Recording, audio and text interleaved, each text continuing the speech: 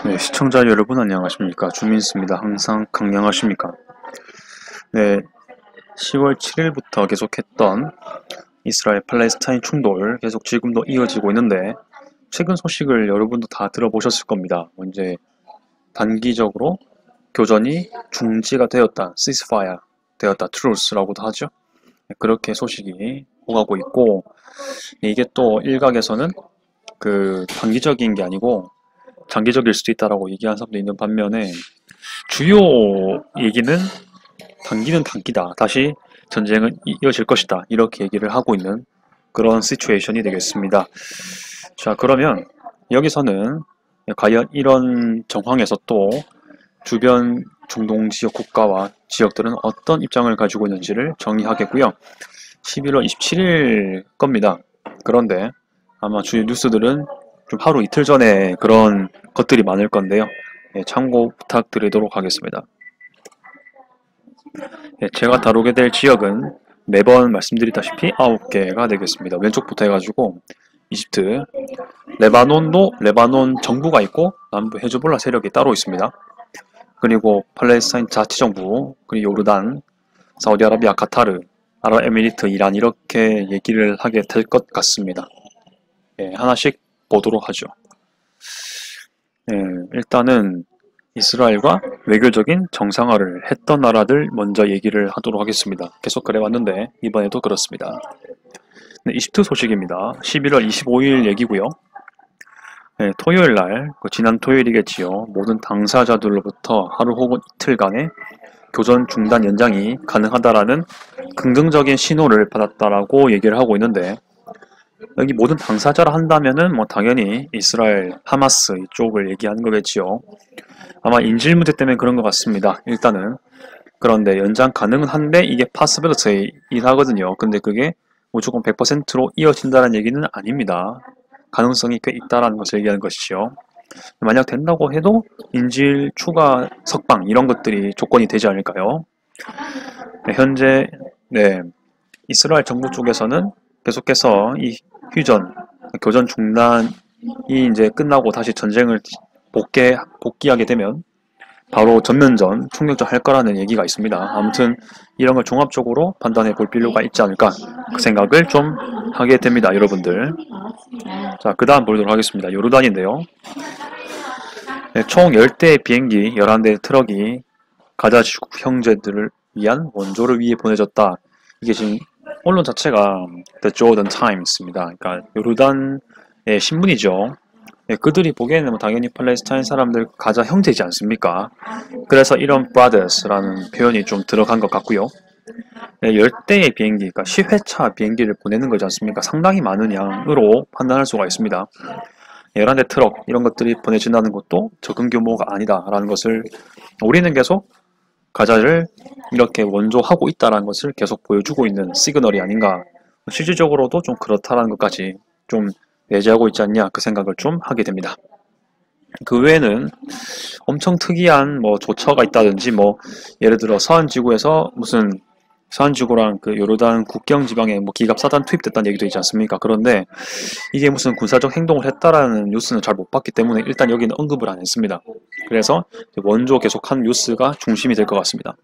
다음 아랍에미리트 2020년 아브라함 협정 이후로 이스라엘과 외교 정상화가 됐죠. 지금도 계속 진행 중입니다. 두바이에 억만장자가 있는데 이 부상, 이 상처를 받은 그들이 보기엔 당연히 그렇게 생각을 하고 국제사회도 그렇게 얘기를 많이 하죠. 팔레스타인 사람들을 위해서 앰뷸런스를 기부했다. 그러니까 영어로 앰뷸런스라고 표현했더라고요. 그래서 모토를 이렇게 걸었는데 가자에 있는 형제들과 함께 선다. standing by 이런 말을 쓰더라고요. 아무튼 이제 함께 한다라는 의미를 내포하고 있기에 이런 의역을 좀 했는데 아무튼 이제 노블리스 오블리주를 보여주고 있다라고 나름 얘기하는 부분. 즉 요르단 아랍에미리트 같은 경우는 계속 원조를 잇고 있다라는 거. 있는 게 아니고 루즈하는 게 아니고 미스하는 게 아니고 컨티뉴 하고 있다는 것을 얘기하고 있습니다. 사우디아라비아 소식을 계속 보여드리겠습니다. 그러니까 이제 다른 나라하고도 이 가자 미래를 위해서 발전 논의하고 있다는 것을 암시하려는 거지 않을까. 암시라기보다는 이게 바로 그냥 대놓고 말하고 있는 거죠. 네, 콜롬비아에 있는 그 알바로 레이바 외교부 장관, 그리고 사우디아라비아도 역시 이 파이살 빈 파르한 사우디 왕자 및 외교부 장관이 이렇게 같이 외무급으로 모여서 네, 가자의 발전을 논의했다고 합니다. 네, 어떤 구체적인 내용이 오가는지는 뭐 잘 모르겠는데 네, 기사에서 밝히고 있는 게 국제사회에 협력하기 위한 목적으로 이 당사자겠죠. 이스라엘과 특히 하마스 쪽에서 어떻게 행동해야 되냐 이런 것들을 얘기했을 때 모든 군사적 행동을 중단해야 된다라고 얘기했다고 합니다. 네, 아무튼 이제 그 외교적 노력을 하고 있다라는 시그널 보여주고 있는데, 근데 이게 콜롬비아가 왜 나왔는가를 좀 생각을 해볼 만합니다. 그냥 한 나라, 그러니까 남미, 거리상 되게 멀어 보이는 나라잖아요. 실제로 멀기도 하지만 그런 나라가 언급되는 이유가 뭔가 싶을 수 있는데, 조금 찾아보니까 그 콜롬비아 같은 경우는 일단 사우디아라비아랑 꽤 늦은 시기에 외교 정상화를 했는 것 같습니다.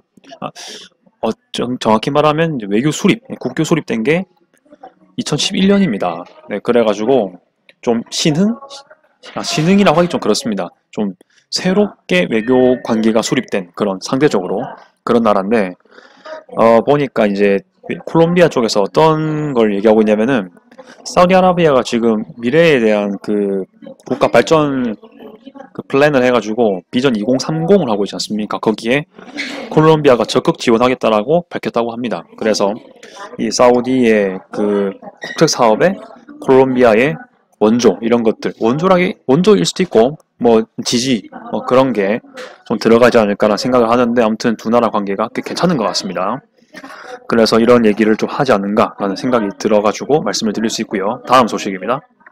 이란인데 RFI 소식입니다. 프랑스 언론이더라고요. 태국 국적 인질 석방 문제를 이란과 카타르가 공동 추진하고 있다라고 얘기하고 있습니다. 이게 이제 이것도 역시 외무부에서 얘기를 했다고 합니다.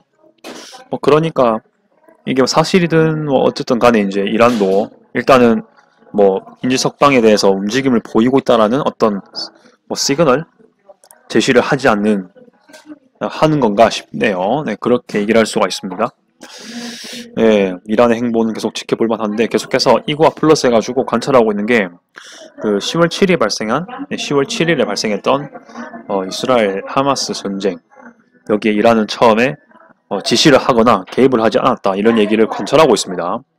관찰하고 있고 인질 석방 문제도 이렇게 좀 개입하고 있다는 것을 계속 밝히고는 있습니다.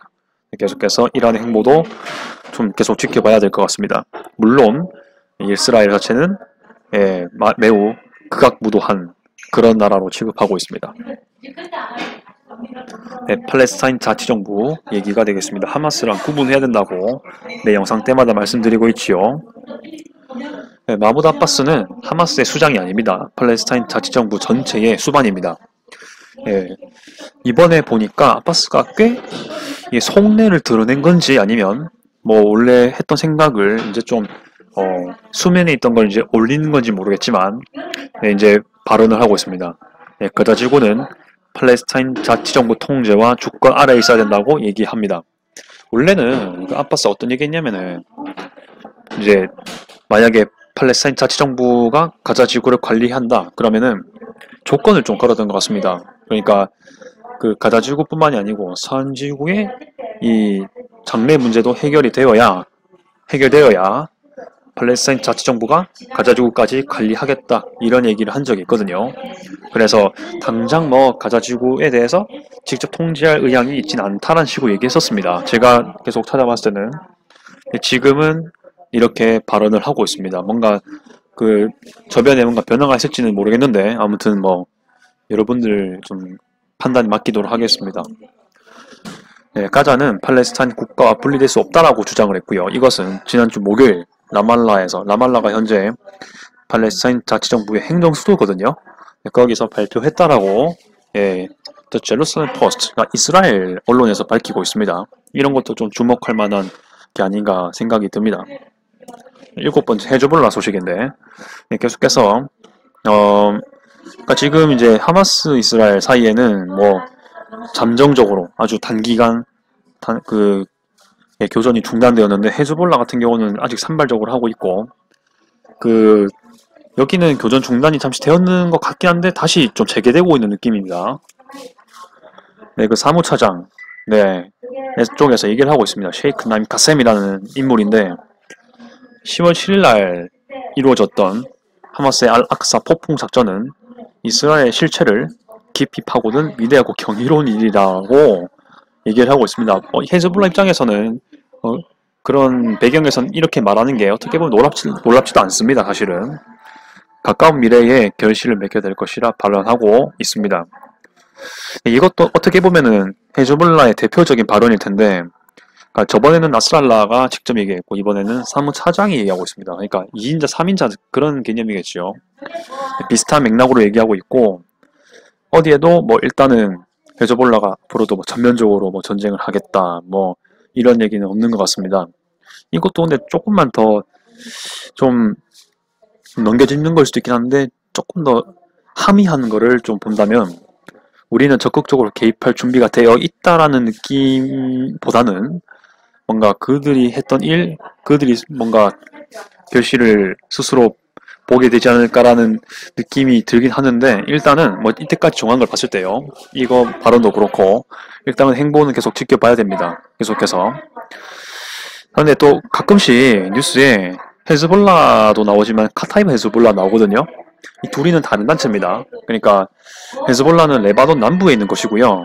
카타이브 헤즈볼라는 이라크에 있습니다. 그러니까 뭐 헤즈볼라 이름이 똑같다고 해가지고 무슨 같은 지부라든지 그런 개념은 아닌 것 같고 이 단체 역시 일단 뭐 헤즈볼라 자체가 이제 뭐 뭐 알라의 그런 의미가 있으니까요.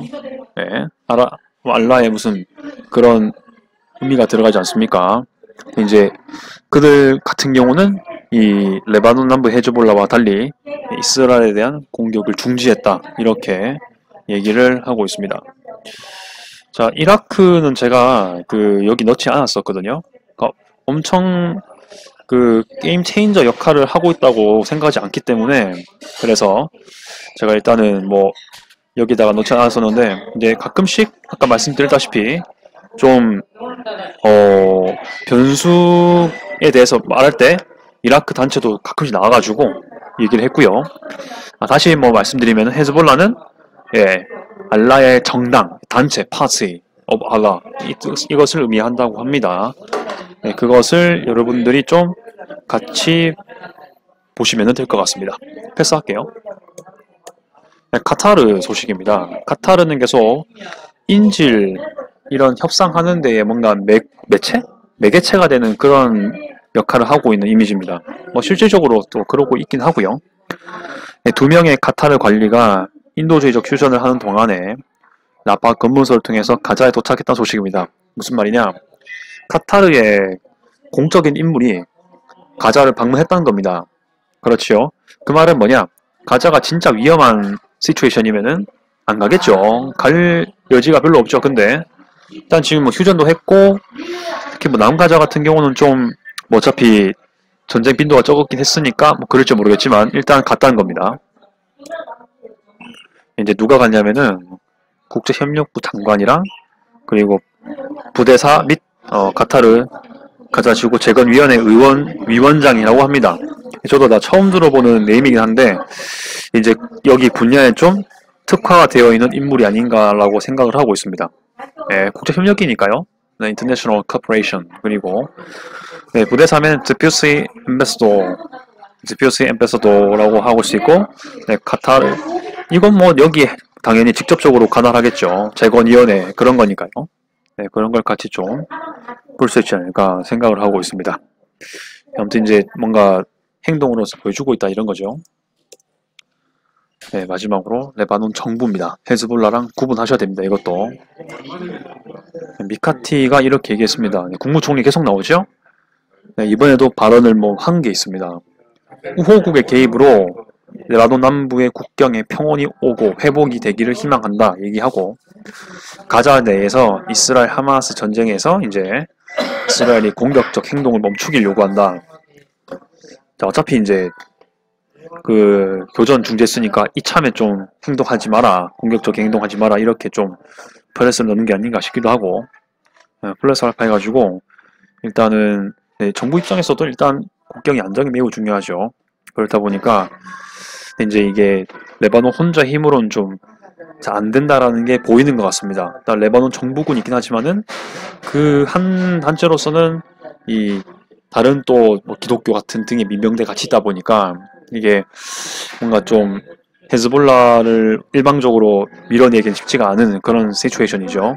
아무튼 이제 우호국의 개입으로 네, 좀 남북 국경이 평온이 왔으면 좋겠다. 근데 이게 개입이라는 게 뭐 군사적일 수도 있고 외교적일 수도 있습니다. 그렇긴 한데 아마 좀 더 평온을 원한다면은 네, 외교적인 게 좀 작용하지 않을까 좀 생각을 해보게 되긴 합니다.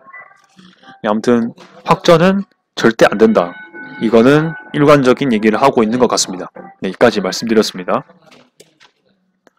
네, 여러분 생각은 어떠하십니까? 계속해서 현재 주요 중동 지역 분위기는 전체적으로 보았을 때 인재 협상에도 관심을 가지고 있다는 것과 그리고 어, 지원 이런 것들 인도적 지원을 가하고 있다는 것 그리고 이참에 일각에서는 이참에 교전 중단했는 거 계속 중단하면 안 되겠냐 이런 얘기도 오가는 것 아닌가 생각이 듭니다.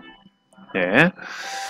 자 앞으로 여러분들도 혹시 뭐 코멘트 하실 게 있으시면은 코멘트 부탁드리겠습니다. 시청 끝까지 감사드리고요.